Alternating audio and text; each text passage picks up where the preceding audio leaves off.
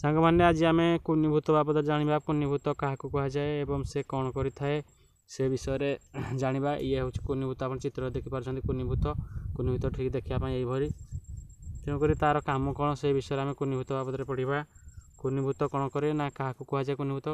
କୌଣସି ଛୋଟ ପିଲା ଅପମୃତ୍ୟୁରେ ମଲେ ସିଏ ପ୍ରେତ ଯୋନିରେ କୁନିଭୂତ ହୋଇଯାଏ।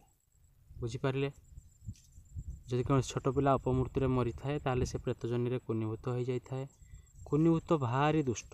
ସେ ସର୍ବଦା ଖେଳିବାକୁ ଭଲ ପାଏ। ମଣିଷର ଛୋଟ ଛୁଆଙ୍କୁ ଦେଖିଲେ କୁନିଭୂତ ମଣିଷ ପିଲାର ରୂପ ନେଇ ତାଙ୍କ ସହିତ ଖେଳିବାକୁ ଲାଗେ।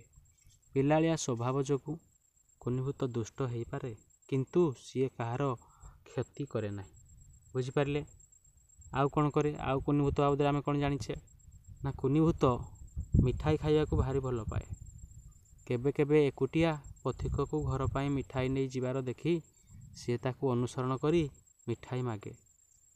ପଥିକ ତାକୁ ଯଦି ମିଠାଇ ନଦେଲା ସିଏ ପଥିକର କାନ୍ଧକୁ ଚଢ଼ି ବସେ ଏବଂ ମିଠାଇ ନ ମିଳିବା ଯାଏ କାନ୍ଧରୁ ଓହ୍ଲାଏ ନାହିଁ।